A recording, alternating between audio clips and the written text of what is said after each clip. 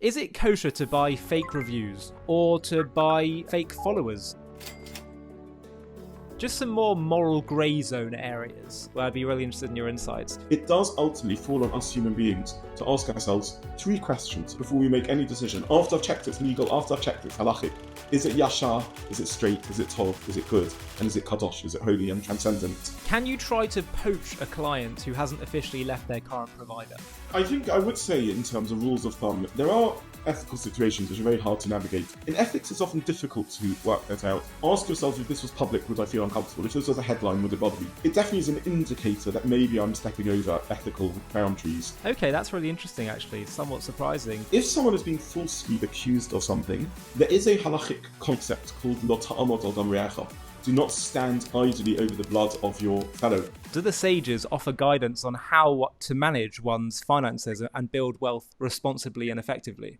Welcome to a really special episode of JTV. We're joined by Dayan, Eliezer Zobin, who is a judge on the London Beit Din, which is a London's Jewish court. He is also the senior rabbi of Ner Yisrael, a wonderful synagogue in North London. And he's also a personal rabbi to me and mentor, and I'm thrilled to have him on JTV. We've had him on JTV a number of times. You can definitely research some of the other incredible content that we've done together, covering so many different topics.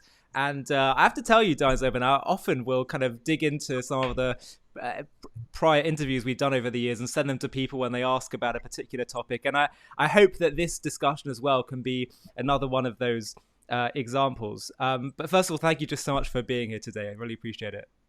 Thank you for inviting me, and it's always an honour to speak and to engage a conversation, which I enjoy both in terms of the conversation itself and the privilege of this giving me the opportunity to share some Torah and thoughts.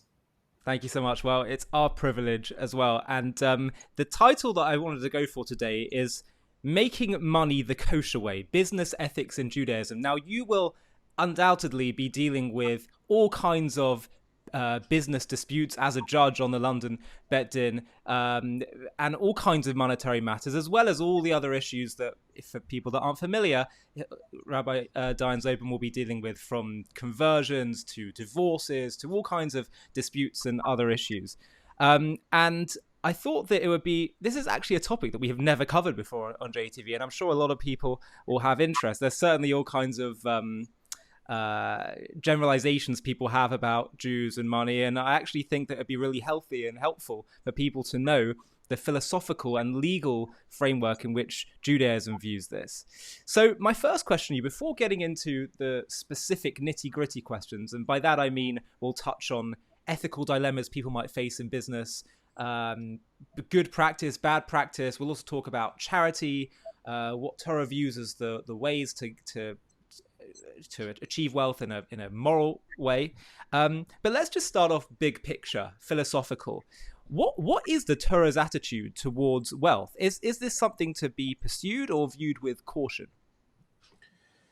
So having and being blessed with material means is certainly a bracha. It's a blessing in life.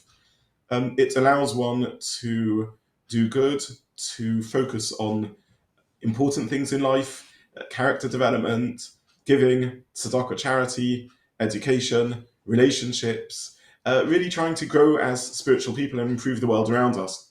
So there's no doubt that having the weight of financial pressures taken off one's shoulders is a good thing, and it allows one to support one's family in a respectful way, and to have that which one needs. Now, having said that, with wealth, of course, comes challenges. The challenge is to use one's resources appropriately, to not be drawn into materialism and the pursuit of material and selfish pleasures, and certainly not to allow oneself to become smug or arrogant and use one's wealth as a way, in a sense, of detaching oneself from God. Whatever one's financial means, and actually in every area of our life, and all the blessings that we seek and desire in terms of family and relationships and health and physical and mental health and everything else, it's always ultimately important to remember that so much of what we achieve really isn't down to our own credit and our own efforts, but are from gifts that are given to us from beyond. I mean, we certainly encourage in Judaism self-responsibility. Maybe at the heart of how we see a human being is the gift and the responsibility of free will and the decisions we make. But equally, if one thinks about it honestly, there's no doubt that it, even 99% is an underestimate of how much actually has been given to us from beyond. To achieve any area of success, whether it's in the material and in wealth or in any other domain of human achievement, we need the gifts of good health. We need the abilities that we've been granted. All of those come from beyond us. We're lucky to have been born into a world which provides us safety and education, and we can claim no credit to that. The same talented individual that I might imagine I am could have been born in one of the very difficult parts of the world and have had no security and no education and no access to basic human needs. And then we're surrounded by society which gives us so much. And any business and any wealth and any success in any domain really owes appreciation to a vast array of individuals who make the society work, and very often hundreds of years of investment that have allowed this to be possible. I mean, just being able to walk the streets and have streetlights that work and safety and police to call upon and a sewage system and a rubbish collection system and a wonderful health service and everything else that's around us. So it's vital, really, if one has any blessing in one's life, to notice and to acknowledge that this is God given, way beyond any possible credit I can take for myself, and certain material prosperity can challenge that. But the truth is, struggling materially can also be a challenge. The stress that can impose on one's life, one's relationships, just one's ability to have time to use well, and one's mental health, and again, one can be impoverished and also just driven by the pursuit of material success and pleasures in life. So really, I think the core message is, whatever one's means are and whatever one's been given, to appreciate that which one has, certainly to make appropriate efforts to have that which one needs, and God forbid not to need to be dependent on others, but above all, to try and appreciate what one does have, to recognize that comes from so many wonderful humans around that and around oneself and from God, and not to allow oneself to be drawn into the pursuit of physicality and materialism for its own sake. Now, Ollie, you will be aware, of course, that we don't have a tradition of a monastic life in Judaism. We certainly believe that engaging with this world is important. There's nothing wrong with enjoying in a moderate way the gifts of life, and indeed that makes one a happier, more fulfilled, and hopefully more grateful person in so doing. But becoming immersed, wallowing in the pursuit of material is certainly problematic and can distract from spirituality. I suppose in one word, if I had to summarize this, I would take the Hebrew word modim, or the English word thank you. And we're meant to wake up, as you know, every morning with the word modeh ani. I thank you, God. Or in fact, thank you, I. The very first word we're meant to say in the morning is modeh, thanks.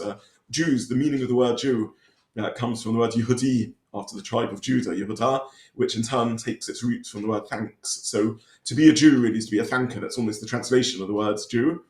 And we're meant to wake up with that word thanks on our lips every morning. And really, I often reflect on this just as I wash my hands. So the next stage of getting up in the morning as a Jew is one that one does this washing of one's hands. Many people do that, but we do it in a certain way. And I think as I look at running water, of sadly and tragically, the enormous chunk of the world population, many tens of percent, who don't have access to running water. And I think what it means just to have clean water, and if one just does the maths for a few moments, the water is emerging from the tap, purified, clean. It's run through miles of piping. The water's in reservoirs that have been dug by thousands of people. The power stations that have powered the cleansing process of the water, and the pumping stations, the metal, the iron ore that's been mined out of mountains and smelted and carried across the globe to lay the miles of piping, the centuries of work here in the UK, at least, and many other developed countries that have gone into creating this water system, the fuel that's needed to power the power stations that smelts the ore and lets the pumping stations work, that have been shipped in cargo ships from the Middle East or the Americas and other parts of the world. And before you know it, there's maybe tens of millions of people that have been engaged in laying the groundwork so I can get this water running out of the tap. And just pausing for those few moments and saying thank you. Thank you, God, for creating me in perhaps the most wonderful of all times in human history, where we have access to such things and such safety, and in one of the most wonderful corners of the world. I think that's such a profound reflection. So we value the material, absolutely. In Judaism, we believe the material gives us opportunities and a quality of life that allows us to do good. But above all, keeping a sense of humble appreciation, a sense of gratitude, and a sense of purpose and transcendence in that material life. I think that's at the core of what I would say. Absolutely. I think that's such an important point around gratitude. But specifically about how we look at money there, you just said, we value the material. But do we see money, materialism, and having to just get stuck into that on a daily basis? Is that like a necessary evil or bad? I wouldn't say evil, but sort of bad of being, unfortunate consequence of being in a physical world? Or is it seen as actually potentially inherently good and full of opportunity? Because I remember we were once having a private discussion, and you were saying that you once saw some worker that was employed and had to almost compromise their own health to do their daily job, and it was hardly even earning them that much. And you said if you thought about it enough, it's enough to make someone a communist. And my question is, there's so many people who think like, why has God set the world up in such a way where I have to devote so much of my time just to put food on the table? Animals don't have this. So my question is, back to what I said at the start, is there something inherent in the divine plan where it's God thinks this will be really important for us? Or is it just the result of living in a fallen world that we have to suck up? So it's a very interesting question, and maybe we'll have time to explore the first part of what you mentioned more fully, but certainly ethical treatments of workers is essential. And you remind me of what was a profoundly painful experience in my life, in which through a series of events I saw some of the abysmal working conditions that some people tragically and so sadly have to go through. And indeed, it was a moment of just despair almost, and such pain. Look, let's go back to the dawn of Jewish history and world history to answer your question. And there isn't a simple yes or no answer to it. The Torah opens really with a narrative of human beings, Adam and Eve, existing in this idyllic setting, Gan Eden, the Garden of Delight. And they seem to have no pressures, no stresses of life. And the very brief description the Torah gives us of this setting is one of health and perfect health and ability to live forever. And access to everything. You just wander around this beautiful garden, and one has everything one needs. There's no shelter needed, no clothing needed, perfect access to food, and what a dream. And then the Torah describes the so-called fall of man. This is not a Jewish term, that's a Christian term. We don't quite see the fall in the same light. We don't see it as introducing into us a sort of irreparable corruption. But we do see it as reflecting a truth about what human beings are. And part of the message seems to be that actually for humans to live in an idyllic life, whilst in principle would seem to be best, and what a dream, an endless holiday, and were we to carry within us sufficient connection to godliness and motivation and drive, could indeed be the best life possible. Nonetheless, in the real world, with the real human psyche, it would be a disaster and would lead to complete failure and moral corrosion. And just to, I suppose, put this in a tangible way, I don't know about you, but certainly for me, as holidays approach, I just have the privilege of having a sabbatical and coming back from one. I enter into a period where I don't have my normal commitments, full of all sorts of goals. And I've got a book list that I'm going to work my way through and projects that I want to do and achieve. And realistically speaking, I'm lucky if I get 10% of them done. Because as soon as the structure of work falls by the wayside, actually I don't end up with my most efficient, and I don't do most of my goals. And in all honesty, I think many of the responsibilities I have, and many of them I do need to earn a living and receive an income, and I'm doing them because I believe in them. I feel a sense of purpose and mission, but it is the commitment and the responsibility ultimately to support myself and my family that provides a healthy structure to encourage me to do so in the best possible way. And for humans to feel they have infinite potential, we're going to live forever, there is the clock never runs dry.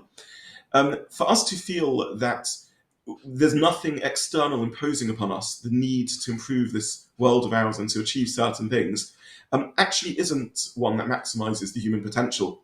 I don't want to engage in pop sociology. I'm no sociologist, but I remember once reading an article that really left me thinking, and whether this is entirely accurate or true or not, I don't know. But it pointed out that civilizations seem to have arisen in the world along a belt of the globe, from the Incas and Aztecs in Americas through to North Africa, the Middle East, and the great empires of Egypt and the ancient Near East, and on to India and China and the like, in which there's a combination of circumstances that allow humans to flourish if they put effort in, not to flourish effortlessly, but also not to engage in such a struggle. So if you live in regions of the world which are very arid or very difficult, the far north or the like, it can be very difficult for civilization to arise. That life is just a constant battle just to cope. And one doesn't have the extra time needed to develop culture and science and arts and bring humans together on a large scale, which is the literal meaning of the word civilization. But on the other hand, if you're in a part of the world in which one doesn't need to achieve anything, then and you can just live with prosperity in a beautiful climate with no effort needed at all, there doesn't seem to be the same spur to humans. And it's that struggle to master our environment, to conquer it, to mold it, to let it serve us, that somehow seems to our humans to bring out the best within ourselves. And it's interesting, in the very same verse in which God turns to the fallen, so-called fallen, Adam and Eve, and he says to them, Adam and Chava, and he says to them famously, be fruitful and multiply. He also says, Kovshua, conquer the earth. That means engage in taming it. And I know within an environmental context, we have become increasingly aware of our need to do so sensitively. But on the other hand, use this world in a manner which is respecting it and caring for it, but also allowing it to provide a platform for the flourishing of the human spirit. And it seems that combination is the one that brings out the best in us. So in theory, maybe for certain great individuals, maybe a world that we were born into, and that's the concept of Garden of Eden, an ideal world, a world that in principle should be the best, and a world we aspire for, were we able to achieve, and please God, we will be able to achieve a messianic era, an era in which maybe we can grow up and become more adult about these things and stop being so childish. In such a world, actually not needing to struggle to survive at all would be wonderful. But in the current world we live, the way we are at the moment now, actually there's a very deep spirituality in needing to struggle to survive when done well and when done appropriately, because after all, what is a human but the ever-changing ability to grow and aspire and dream to get something more?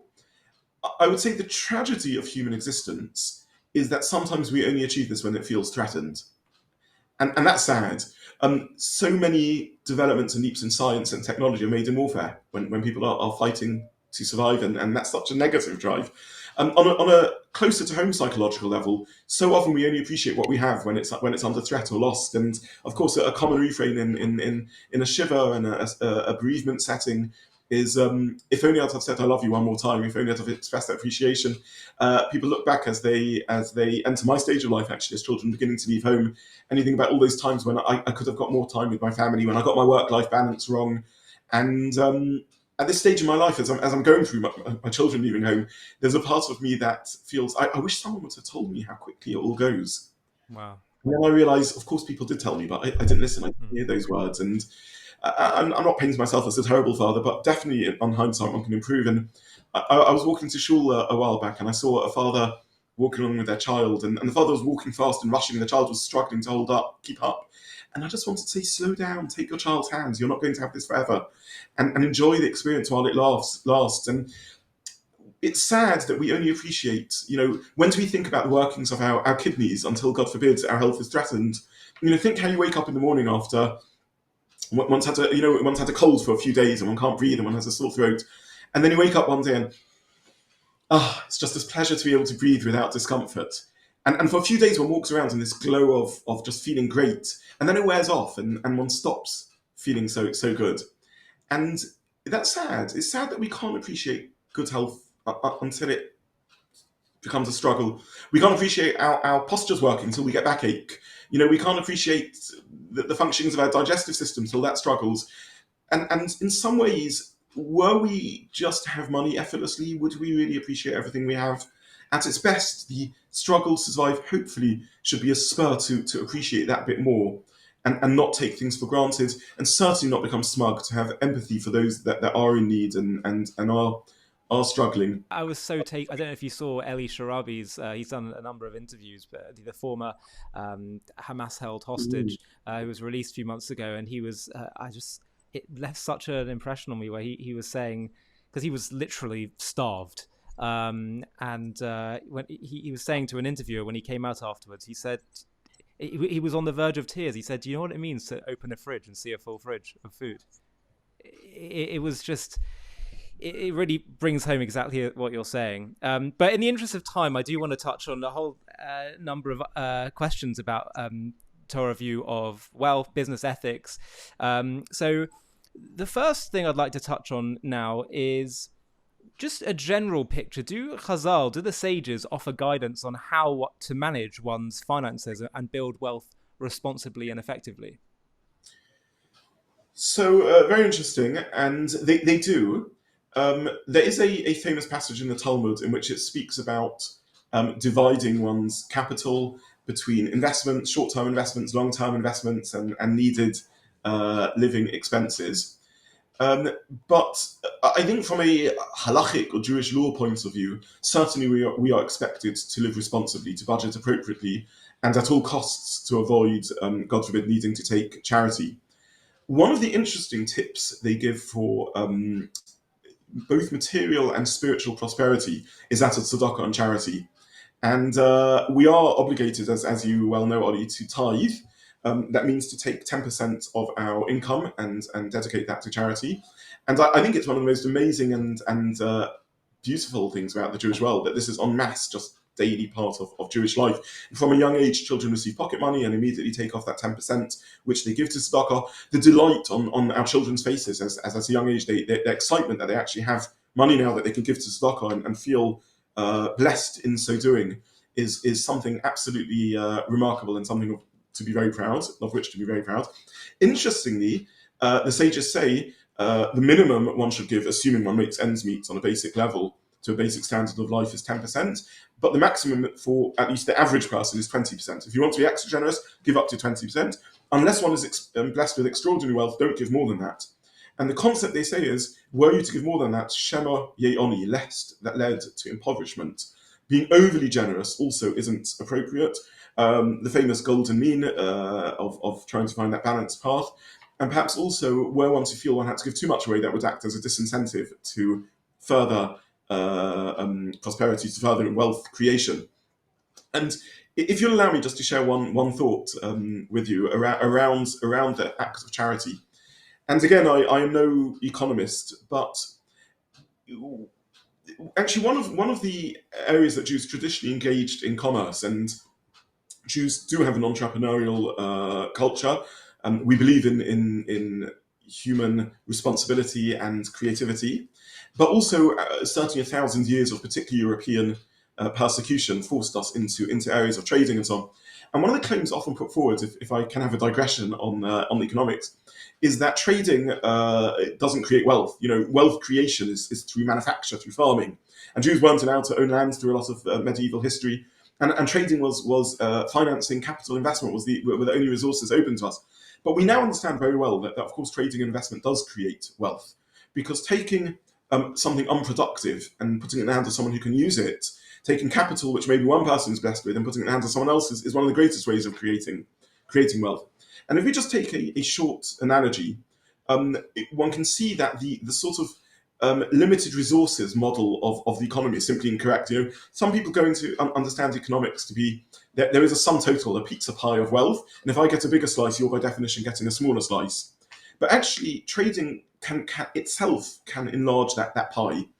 And if I own a field which is on the market trades for 100, and I sell it to you for 100, one can think that no wealth has been created. But actually, if I don't have a use for the field because I don't have the ability to develop it as property or to farm it, then to me the field may only be worth 90. If you're able to use it and create wealth with it because you can develop it or farm it, to you it's worth 110. And therefore we can both profit 10 by trading it from both of us profit 10 by getting 100 for it. We each receive 10 profit from this. Now, I've summarized in very brief and simplistic terms a profound concept in economics. Now, the sages say the following. They're saying when you give charity, you're doubling your wealth. The language of the Torah, when it describes the giving of tzedakah, it says, aseh ta'aseh. If you give a tenth, you receive a tenth back. And the concept is as follows. There's very few trades where, by definition, I get literally 100% of what I give. In the case of the field, I got 10 out of something worth 100. If I give away a sum of money to tzedakah, then clearly to me, the achievement of giving that tzedakah away is worth at least as much as the charity I've given, because otherwise I wouldn't be giving it away. I value the gift, the opportunity of being able to do an act of kindness. I value the gift and opportunity of being able to share.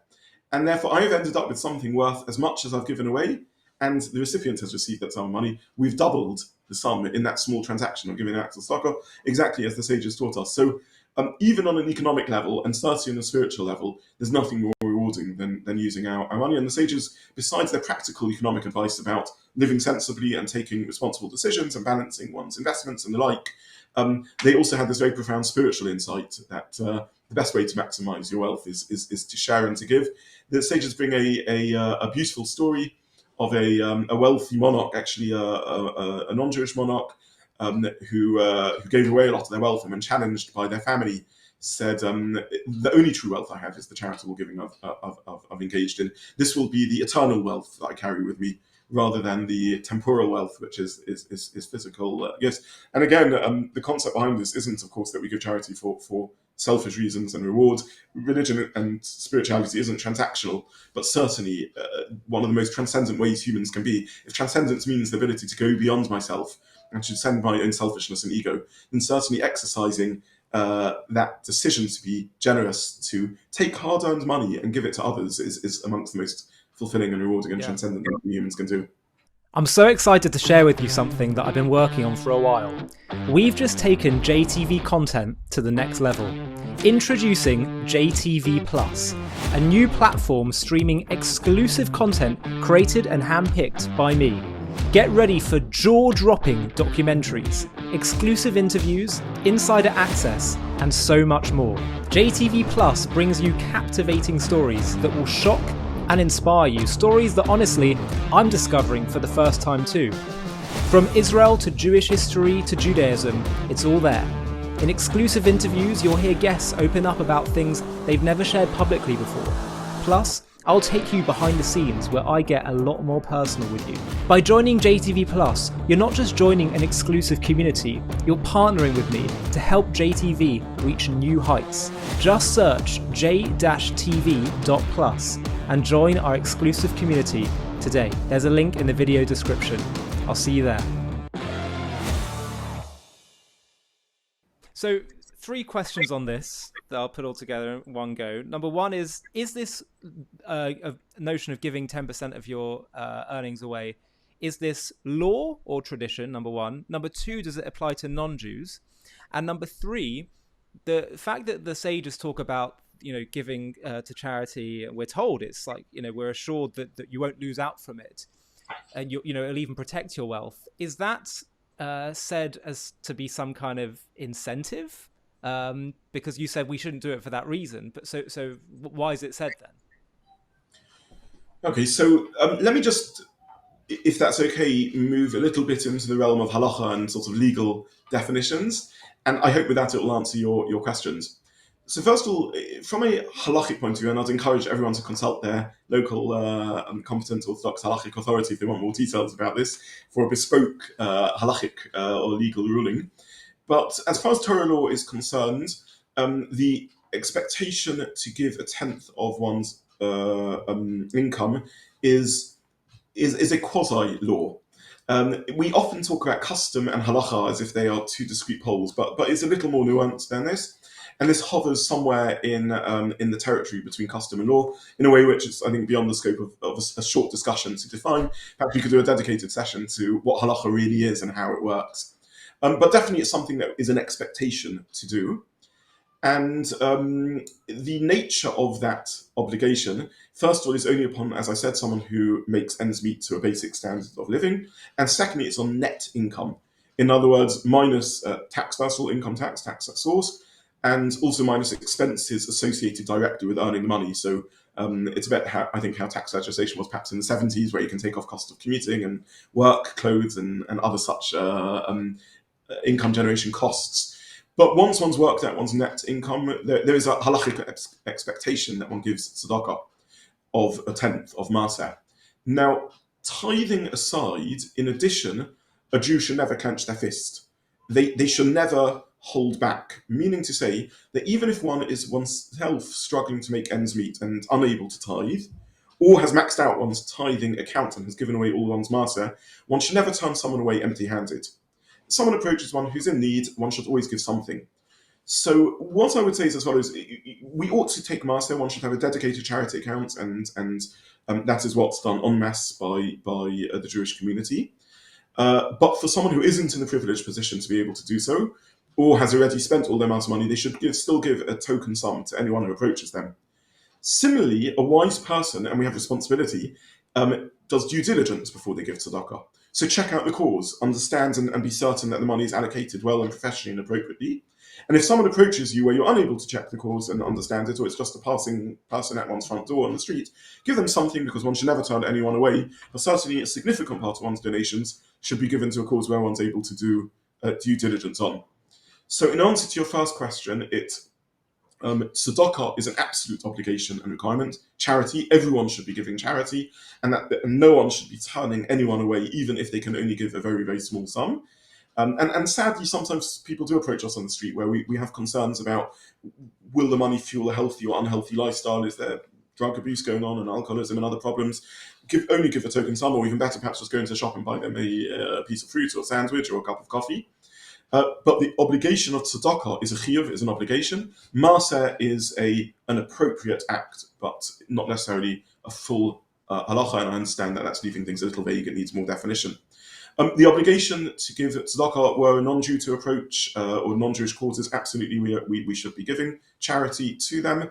And non-Jews should also be giving charity. It's not technically one of the 7 Noahide commandments, but for anyone who cares about transcendence and development and spirituality and connection to God, it's certainly appropriate. And indeed, the story of Sodom and the destruction of Sodom for being selfish, what the sages teach us about the flood generation and the like, indicates that this is absolutely a spiritual expectation of all humans. Jew or non-Jew, we are created in the image of God. We have spiritual souls. We are expected to bring godliness into our lives. And whilst the structure of the 7 Noahide commandments is a sort of minimal, bare bones behavior of basic level morality, for anyone who wants to live a godly life, this is absolutely 100% the right thing to do. Ollie, you asked me a third question, which I can't remember, forgive me, so you may have to repeat that. God, now I was trying to remember as well. My third question was about the incentive. Is it, incentive. Okay, so this is in a sense a broader question, which is, to what degree are Torah and mitzvahs about a good life here on earth, and to what degree is it about transcendence and spirituality? And this deserves, again, its own lengthy discussion. It's a little beyond the scope of our short discussion focused around money and wealth and business ethics and the like. I will say that in principle, we see the purpose of life and mitzvot and Torah as spirituality, as transcendence, as it's not transactional. As soon as it becomes about me, it ceases to be true spirituality, and it becomes an act of taking rather than giving, and that isn't true religiosity. Religiosity does mean humbling myself and trying the best to recognize, as I said earlier, how much I owe to others and to God, and trying to live a life that reflects that. However, humans are humans, and certainly it's appropriate to motivate ourselves with the realization, and this is absolutely correct, that living a moral life and spiritual life certainly brings greater happiness and well-being. And as I mentioned, I think for many of us, our even in terms of our works and so on, we hopefully see and find transcendence and meaning in the pursuit of our livelihoods, whether that's, if one is blessed to be as you are, and in my own little way I am, in the realm of Jewish education and teaching spirituality, but whatever work one does, trying to serve one's customers well or one's employer well, trying to provide a service and do so in an ethical manner, trying to support one's family nobly and with dignity, and provide quality, that is so profoundly meaningful in itself. But of course, the motive of needing to earn a living is a perfectly acceptable ulterior motive.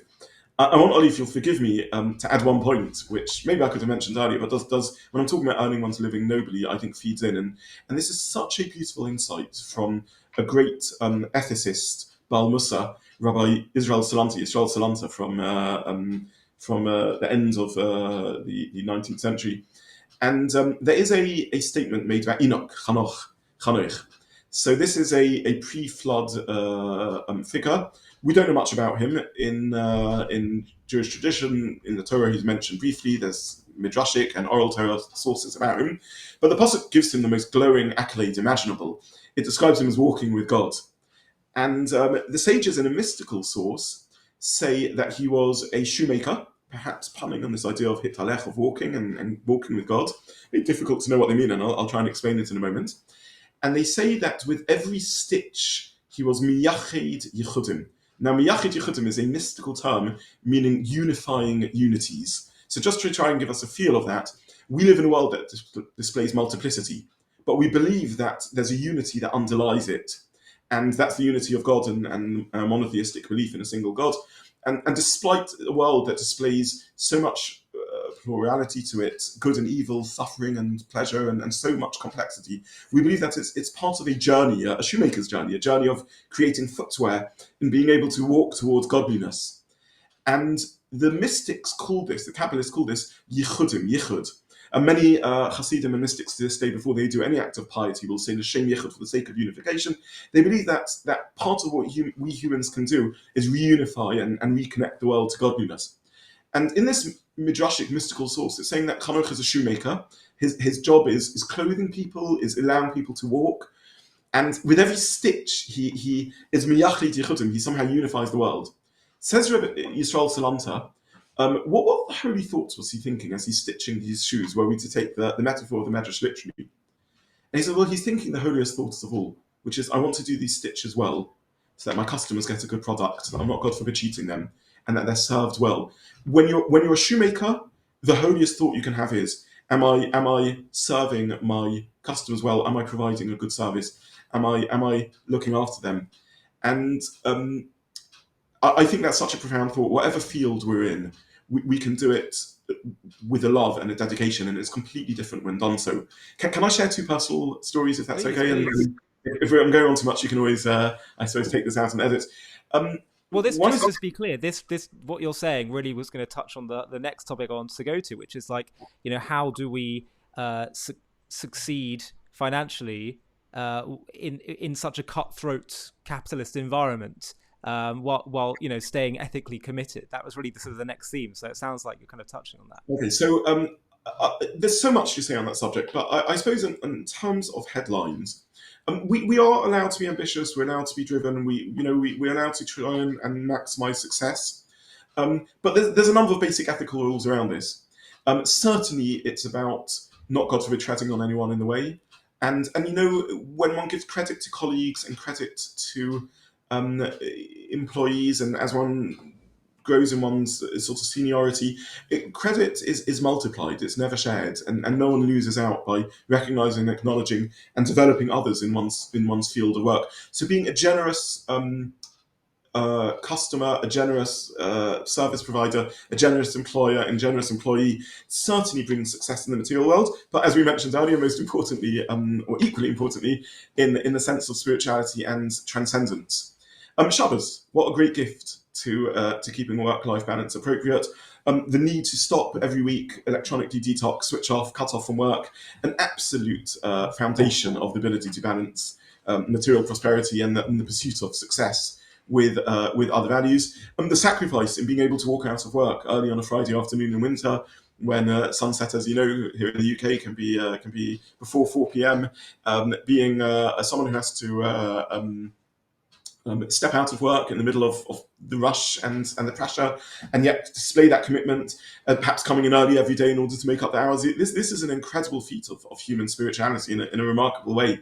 I have I won't name him, someone in my shul, I'll say his first name and no reason not to, Phil.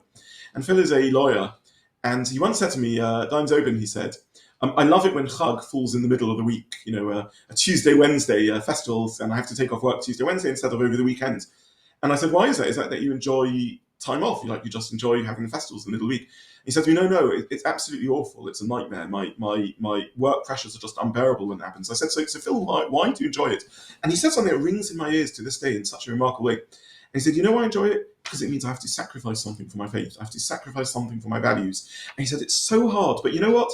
I live in a time, 21st century, where I'm called upon to make so few sacrifices. Kosher food is everywhere. We live in such an accommodating society, thank God, with such acceptance and such a privilege. We're not like our great-grandparents living perhaps in a shtetl full of persecution or having to earn our living with back-breaking work, if we're so privileged. And he said, I feel it's such a gift to sometimes be able to make a sacrifice for something I believe in.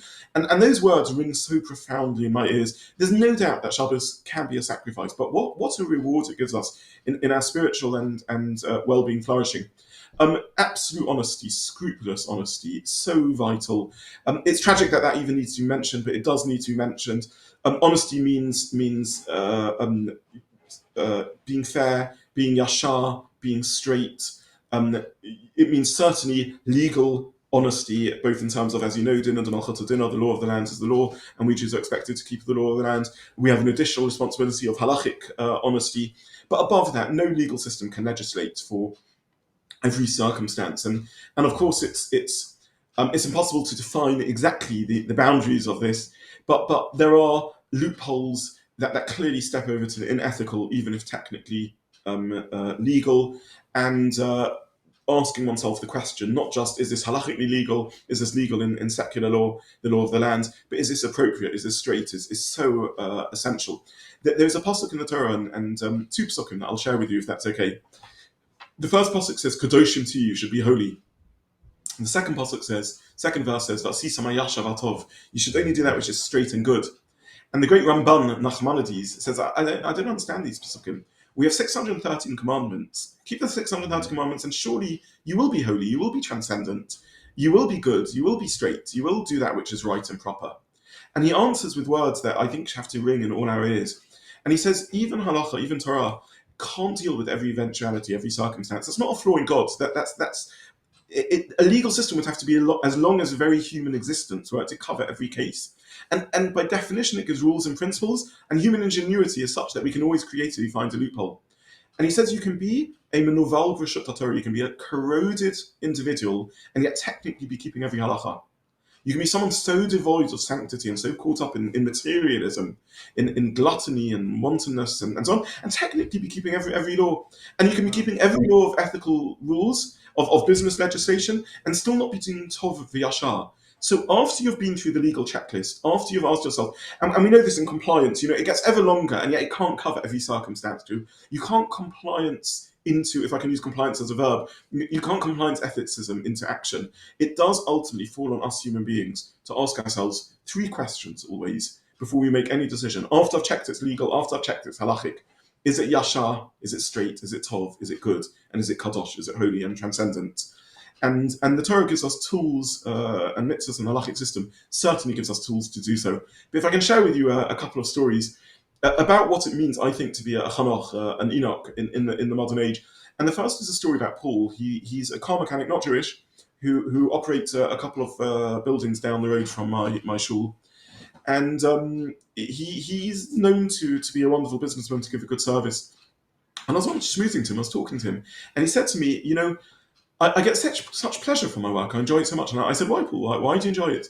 He said, because people come to me stressed.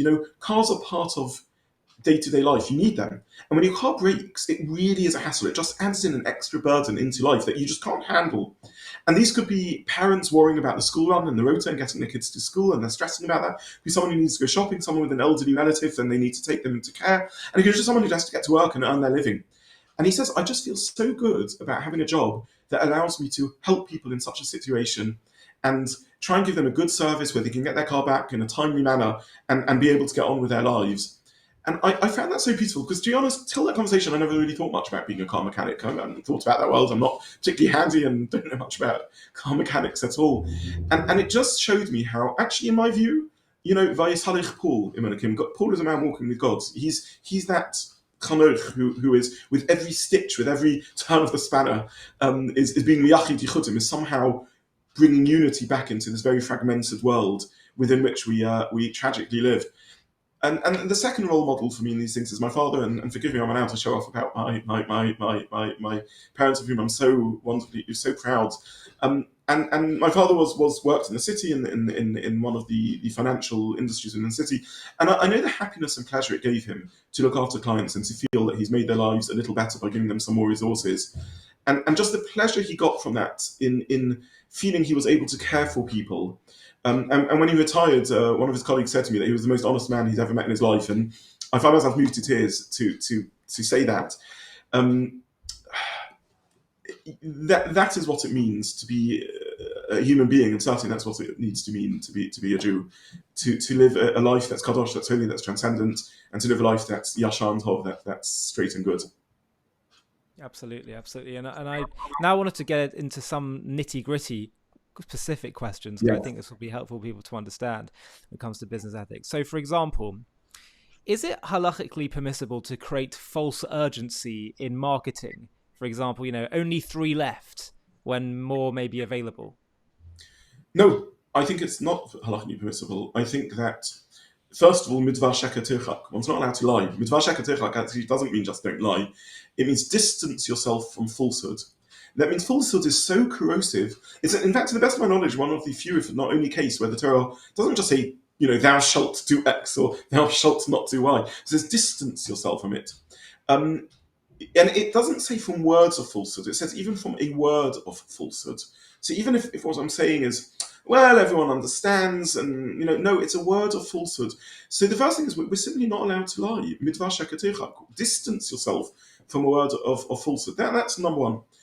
Number two, it is a degree of false sales, and therefore, besides, sort of from my side, as the speaker, I'm communicating falsehood. From the business interaction side, I am pressurizing someone or tricking them into a transaction which may not be the best or most appropriate for them. So there are shades of theft, even if this doesn't technically step over into theft. So no, I think that is technically halachically forbidden, and certainly not yashar v'tov, certainly not straight and good. The person needs to be straight and good. Absolutely. Can a salesperson highlight? I mean, I'm sure we can guess what the answer will be now. Can a salesperson highlight the positives but leave out, downsides? So they're not technically lying, but they're missing out certain things. Okay, so there are 2 points over here. The first is there's nothing wrong with highlighting that which is good and drawing attention to it. And sales is an appropriate field to be in, and done ethically is a wonderful thing to do. A sale allows someone to receive something that otherwise they wouldn't have, that hopefully can enhance and enrich their lives in a meaningful way, or even just give them some joy in a world in which joy is no bad thing. So sales is a wonderful trade and profession to be in when done ethically. So highlighting that which is good is absolutely appropriate. One has to be, though, honest and scrupulous in one's communication, and if there's something flawed in the product, one needs to make that known. Having said that, every product has strengths and weaknesses, and it is legitimate for one, in an honest and ethical and fair way, to help the client understand and imagine and conceive of that which is good in the product. One doesn't have to be foolish in life. A person who is in a business meeting or going on a date, dresses themselves in a particular way, ensures that they are presenting themselves in a positive manner, and everyone understands that you don't always look the way you do in a job interview or a date, but it is legitimate to try and present a certain aspect of oneself, and that is ethical and appropriate to say too, as long as one isn't by admission deceiving the person in any way. Were one to do so, and by admission missing something out, mean that the product they're getting is not the one they expected, it could, in that sense, even step over into the technical level of theft. in halacha, there's a concept of makach ta'ot, a false sale. An extreme example of that is if I thought I was buying an oven and I got a cat. Obviously, that's a completely different product, obviously. But if I thought I was buying an oven and it didn't have the features that I was looking for, it could well cross over into technical theft also, as far as halacha or Jewish law is concerned. And I'm no expert on other legal systems, but I know there are somewhat analogous concepts in other legal systems. We don't really have a concept of small print. There is an idea of, in the sense, buyer beware. I am not obligated as a salesperson to understand, why you need this and to what degree you need this and so on. If someone approaches me, comes into my shop and wants a product, I don't have to engage in half an hour of understanding what they need and why they need it, and then let them know that maybe they can get away without buying a knife and fork because they can use the spoon that they already own. It's not my job to.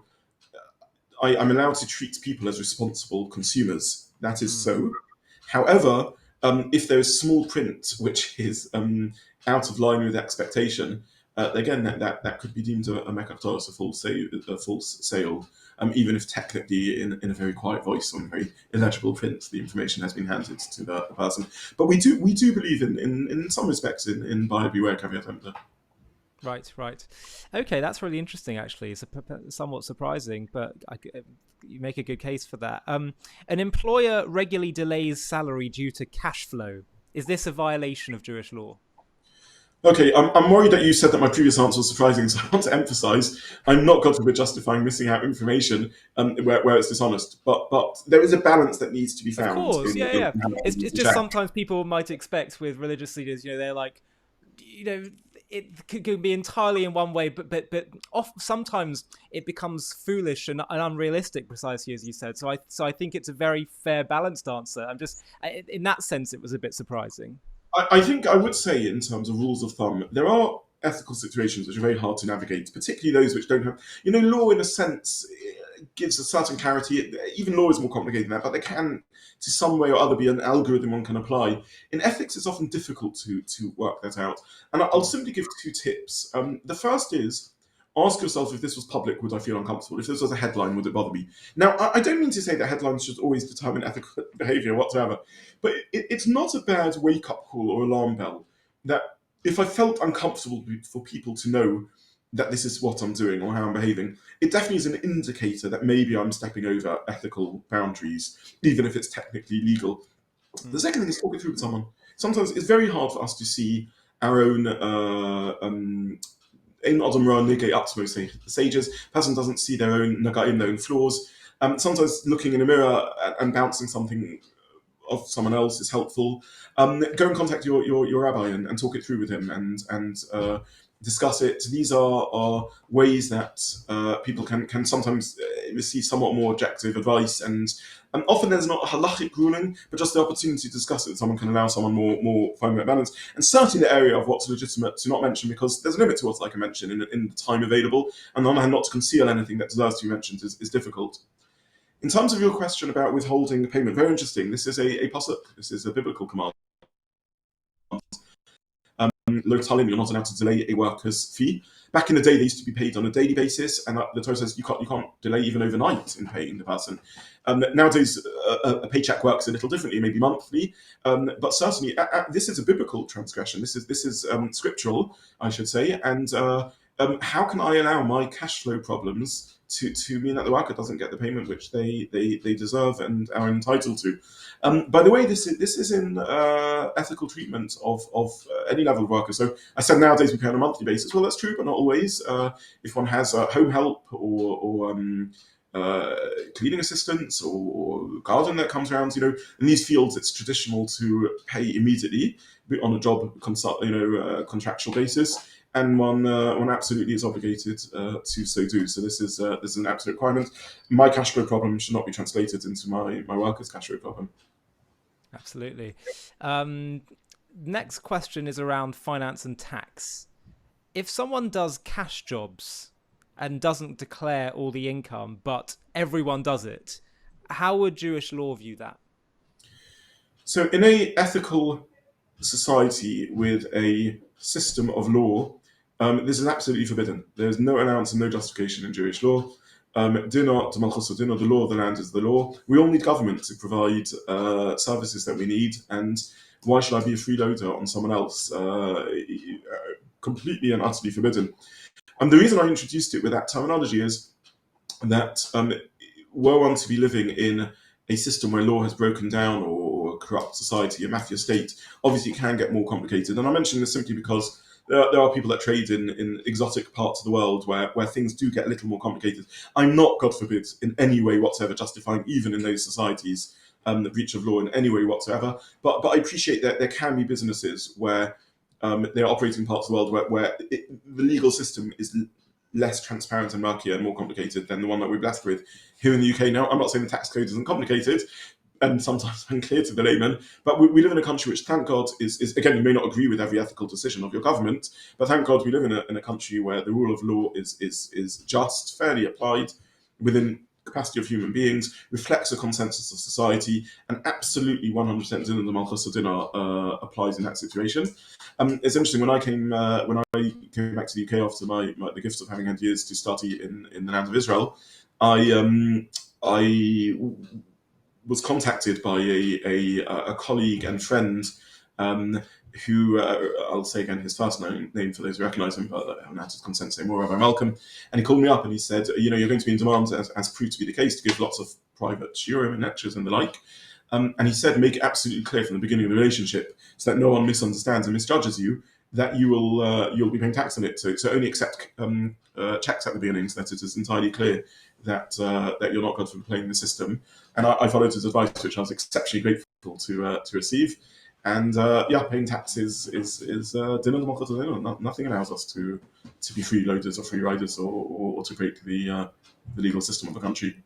Right. And similarly, it's charging interest, where there is a genuine halachic workaround. I know other people that some Christian sects, for example, that they won't charge interest because it says it in the Bible.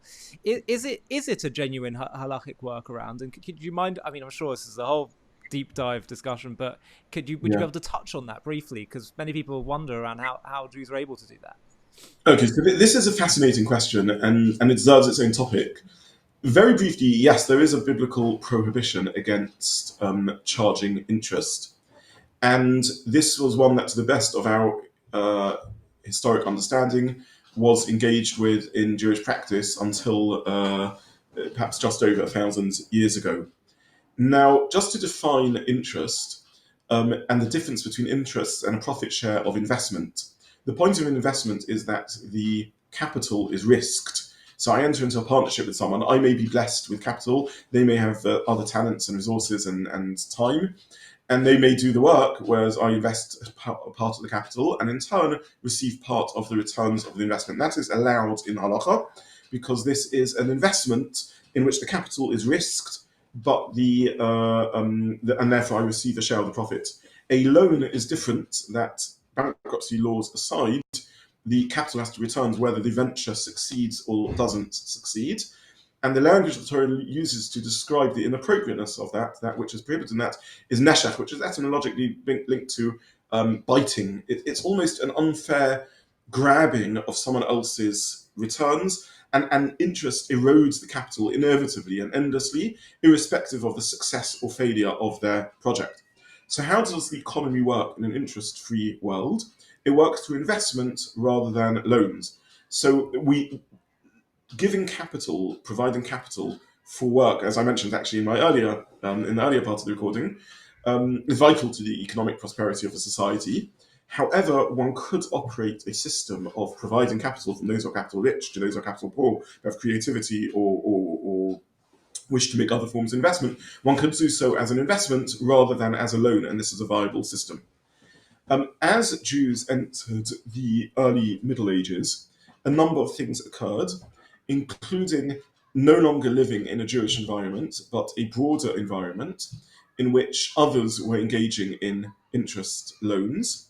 And were Jews not able to compete in the marketplace, one of the important industries open to them, that of money lending, would have been closed. In addition, economic development meant that it was proving ever increasingly difficult for Jews to earn a living in such an environment. And in a world in which we are a tiny majority, less than 0.5% here in the UK, this became increasingly, this would certainly even in the 21st century be untenable. And a model was created in which every loan was automatically converted into an investment and thus deemed allowed. However, the investment was structured such that the risk is very, very limited. And therefore, on a practical level, for all intents and purposes, it behaves not too dissimilarly to an investment. However, there is still some risk that remains. Otherwise, it would indeed be a loan, not an investment. And the rate of interest charged has to be a reasonable one in line with reasonably expected returns and therefore can't be exorbitant. So what do we have? We have a situation in which, due to the change of circumstances in the economic environment and the workings of a Jewish world in a global village and as a minority have had to change, a loophole has been put in place, which is less than ideal, but the loophole still serves three purposes. It reminds us of the biblical injunction and the ethical idea that lies behind it, which is just because I'm blessed with capital wealth, and yes, investment is important, doesn't mean I can squeeze anything I can out of the capital poor person and take away from them the fruit of their labor or their creativity. It definitely means I can't squeeze out of them unfairly neshef, bite into them because they are short of money and need a loan just to survive. So that's purpose number one, it acts as a reminder.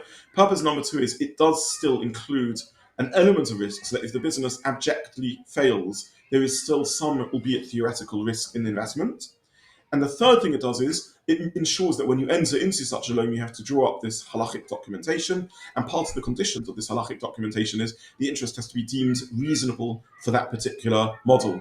So it can't be a loan shark type loan in which hundreds of percent are charged. It has to be a reasonable rate of return because after all, it is structured, at least in principle, theoretically, as an investment, not a loan. But in brief, the loophole grounded is one which in a simple way converts a loan into a relatively low risk, very low risk investment. Well, thank you for that. Was a pretty brilliant crash course in the Jewish interest laws. That was phenomenal, and I'm sure it's really a topic unto itself. But just sticking to the business ethic questions, because there's more just practical specifics that I'm sure would shed a lot of light for people. Another one: is it kosher to buy fake reviews? Or, maybe you get your mates or whatever to change the name and put a nice review, or to buy fake followers to grow your business. Someone says, I'm starting from scratch, but I can use this website or whatever, I don't know, thing where I'll get about 1,000 followers in India or something. I don't know. Is that permitted?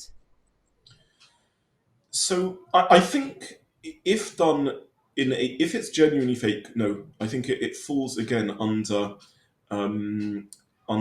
dishonest business practices and sheker, falsehood. I think that again that there is a narrow path that needs to be found here between reasonable behavior and unethical behavior, and I think it is certainly forbidden to find fake reviews. However, if you can find ways of drawing in genuine customers, I don't think there's anything wrong with getting your grandmother to buy your product and then give a review. In other words, if you can find ways of incentivizing connections and anyone one knows and freebies and the like to draw people in, that would be deemed ethical. There is a Mishnah that discusses this very case, and really, ein kol chadash tachat hashemesh, there's nothing new under the sun. And the Mishnah discusses what are appropriate. Is it appropriate to offer free giveaways? Maybe that's an ethical practice because you're drawing in a consumer through a free product and bringing them in. Is it legitimate to artificially lower prices on some products unless it's worth people coming into your shop and then buying others? Is it legitimate to polish a product, to present it in the nicest and best possible way? And broadly speaking, other than with products sold to children, these are deemed legitimate practices because there's nothing dishonest. We don't have to cater to the lowest common denominator. A consumer is gifted with a mind and is perfectly capable of walking in, getting the products which are relatively cheap and not buying the rest. And that's how business works. And therefore, if one can find ways to use algorithms to move you up the Google ratings or the like, or one can get genuine reviews, albeit those triggered by means of drawing people in as a startup, that is appropriate. If it's genuinely fake, I think it's sheker again. I think it's lying. I mean, it's just I can't see that would be allowed, and I appreciate that can make life difficult for people. I'm conscious of that. I think again, ethics calls upon us sometimes to sacrifice. Well, you just touched there also on the issue of pricing, price gouging, etc. So a Jewish-owned store raises prices before Yom Tov on items they know people will want. Is that considered exploitation? Okay. It's a very difficult question, and I want to just spend a little bit of time exploring this. Um, there is a halacha known as onah, or oppression, in which someone takes advantage of their place in the market, either physically or conceptually, to up prices.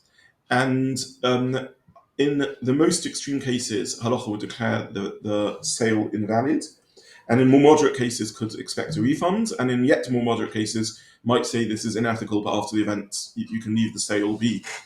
And there is certainly a concept of exploiting the market, which would be forbidden in halacha.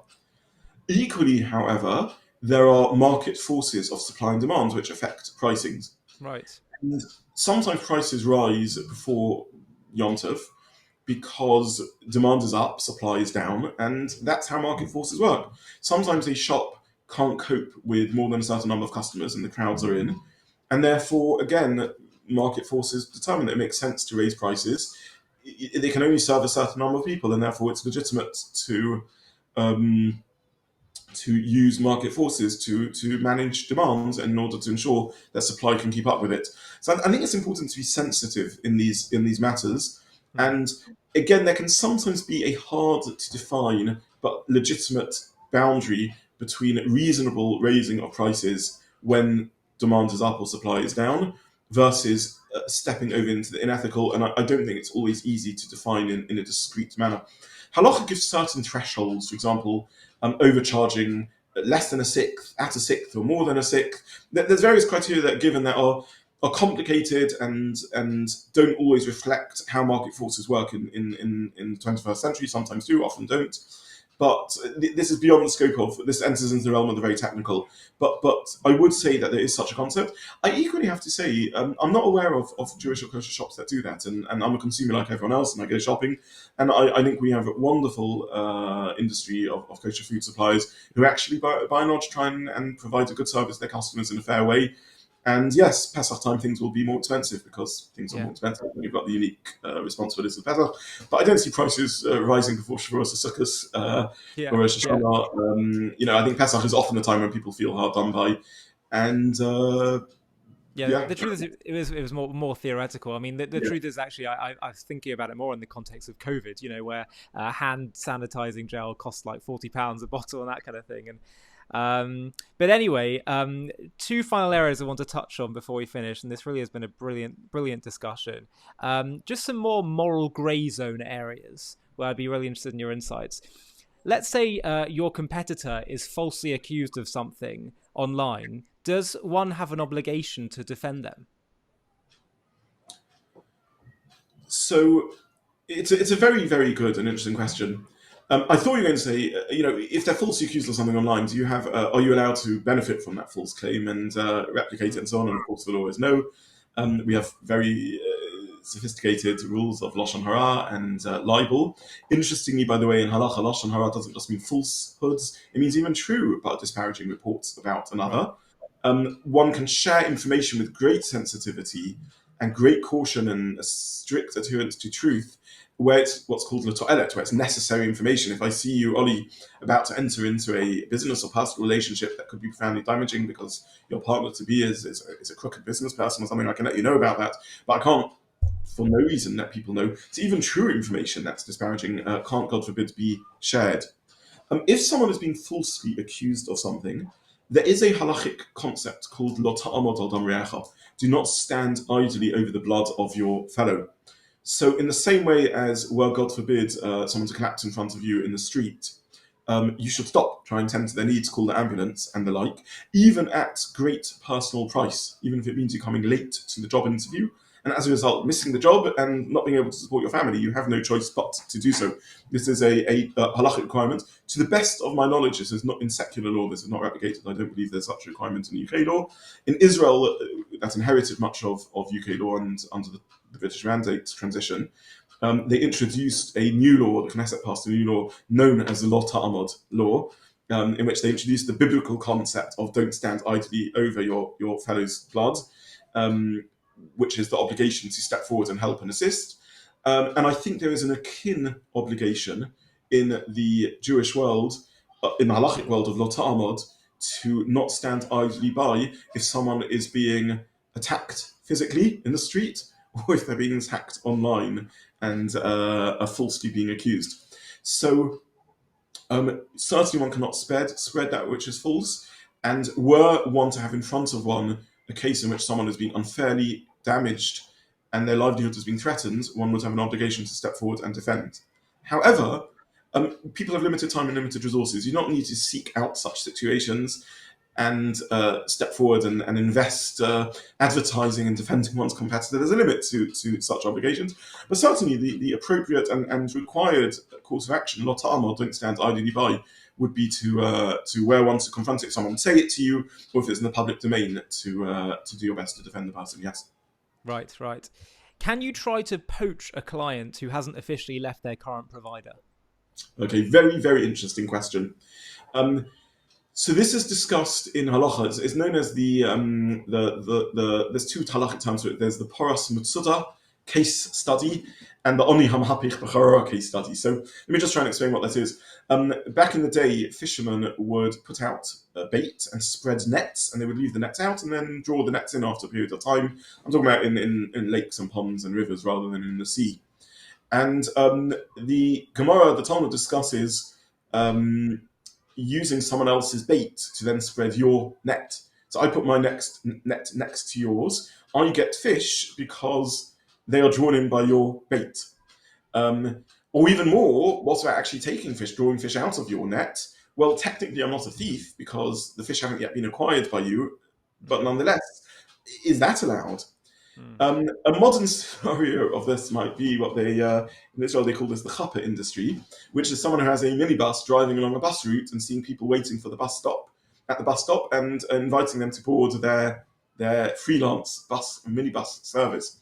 So if you like, the bus stop is the bait, that's the net that traps the fish, and I'm now coming along and drawing them in. Yeah. So this is a very, very interesting question. There's a second scenario which is even more ethically delicate, which is known as the oni hamahapich b'chara. Oni hamahapich b'chara means literally a poor individual trying to get a loaf of bread. But in a modern day terminology, we may see someone, for example, let's say a fundraiser, who's trying to court a corporate donor and has been working on building a relationship with them for a while. And then I come along with a charity maybe in a very similar sector, and since they've been warmed up to donate to my particular sector, let's say Jewish education, I can now, again, piggyback freelance on all their work that they've laid and get them to become my donors. And again, this is very interesting because it's yet more delicate. I mean, humans aren't fish, first of all. Humans are freely choosing consumers. And maybe there's one element of ethical behavior when you're bringing in fish, which are, at least from a human point of view, pretty mindless, and drawing in human consumers where they're ultimately making choices. Each case needs to be considered in its own basis. And I wish I could give you a simple answer, but there isn't one. Let's talk about the easy cases and then get to the more difficult cases. I'm in a shop, and a clothes shop, and there's a customer there about to be served. Maybe my friend or my partner or myself own a shop down the road, and I say to them, oh, there's another great clothes shop down the road. I think cross over the threshold of unethical behaviour. They've come into the shop, and I'm using that shop's drawing power to promote my own or my friend's drawing power. I think would opposite extreme though. A friend mentions to me they're planning to go shopping wherever, and they want to get this outfit, this suit, and I say, oh, but it's on sale down the road for a cheaper price. I think perfectly ethical. We'd all agree that that's reasonable and ethical. So the boundaries are difficult. Headhunting, it's legitimate for me to wish to attract talented staff to my team and to offer them better work conditions. And indeed, this is how people progress in their professional path. Why would it be ethical for me to approach someone who works for another company and ask them if they're interested in moving on? And this is what there is for offer. So it is. There are extreme cases where it's very clear cut, and there are other cases where it steps over the line and so on. The whole area of unfair competition and to what degree we say, look, market forces, you need competition for the economy to flourish, and to what degree that's stepping over the lines is again, unfortunately, one of these areas which needs to be thought about on a case-by-case basis, and very difficult to give more precise answers than that at this stage. Well, there was quite a lot of detail there anyway, nonetheless. So appreciate that. And lastly, to be honest, I feel like there could be a part 2 and a part 3 to all this, because there's so many different practical, ethical quandaries people can fall into. And I actually encourage you, the viewer, if you're watching this and there's particular questions you've had in business, ethical dilemmas, and you'd like to know the answers to that, please post that in the comments and maybe we can do a follow-up discussion. But lastly, before we finish, I wanted to talk about teshuvah and repair. When, let's say, one has made an error or mistake in business. Can someone do teshuvah, which means repentance, if they've cheated or stolen in business, but they can't find the people to repay, or maybe they have no way to repay? So this is an excellent question. Let me just give a little bit of background to help understand the question. So classically, we are believers in teshuvah. We believe in repentance. We believe in repair. We believe humans are near infinitely plastic and can change and improve.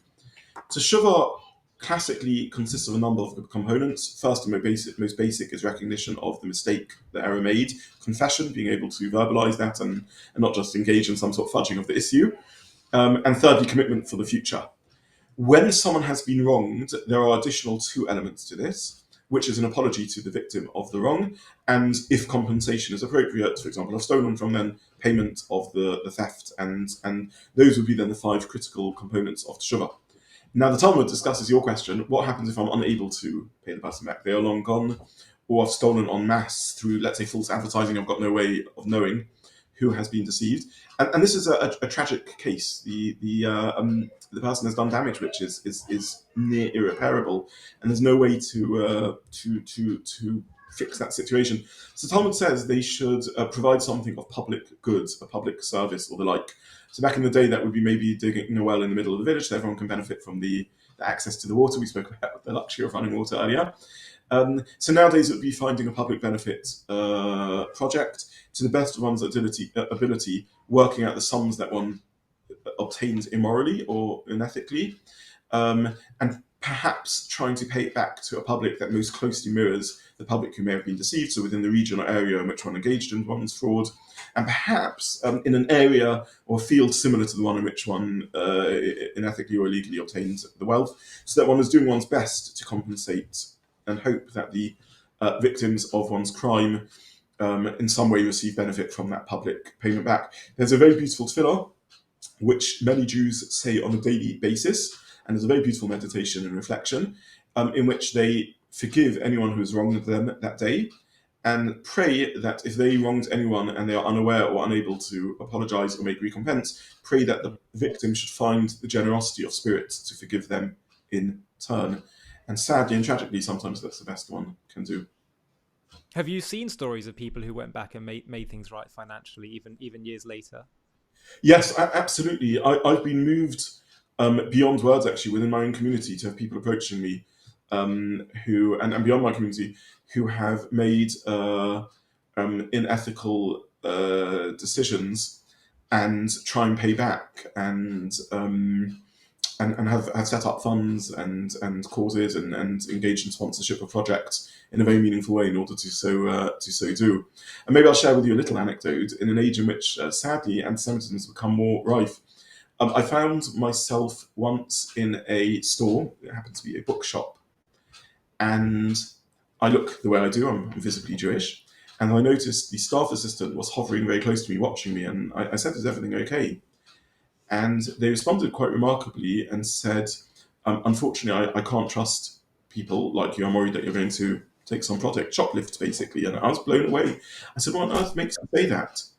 And they said that they received a letter in which someone wrote to them saying, "I stole something from your store a while back.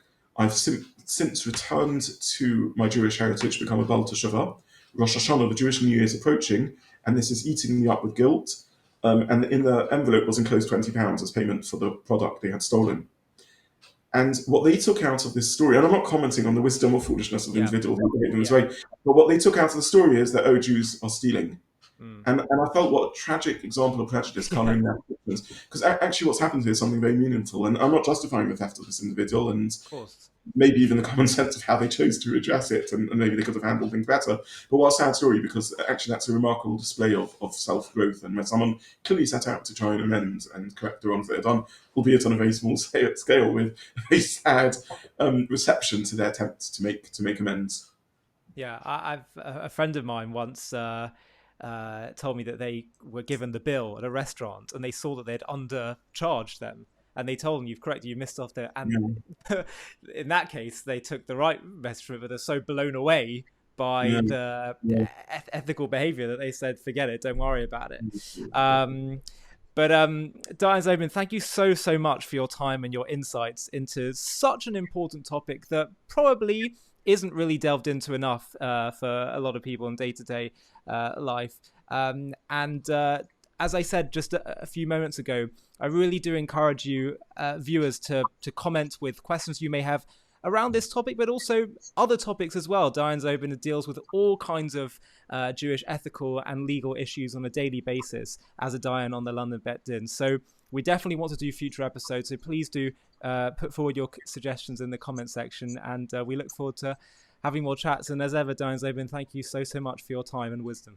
Thank you very much. And since you finished with an appeal to the viewer, I will too, and say if you do have ethical questions, rabbis Beit Din aren't just there to be asked about. Other areas of religiosity clearly are ethical, and financial behavior is vital to who we are as humans. Dispute arbitration is a very important part of what a Beit Din does, and is a quick, expedient, efficient, and just way of resolving things.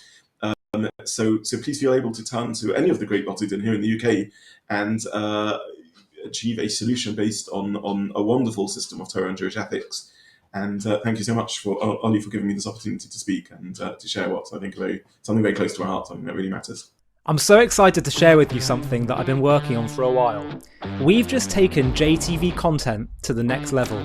Introducing JTV Plus, a new platform streaming exclusive content created and handpicked by me. Get ready for jaw-dropping documentaries, exclusive interviews, insider access, and so much more. JTV Plus brings you captivating stories that will shock and inspire you. Stories that, honestly, I'm discovering for the first time too. From Israel to Jewish history to Judaism, it's all there.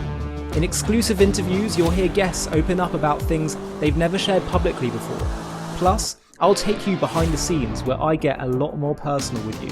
By joining JTV Plus, you're not just joining an exclusive community, you're partnering with me to help JTV reach new heights. Just search j-tv.plus and join our exclusive community today. There's a link in the video description. I'll see you there.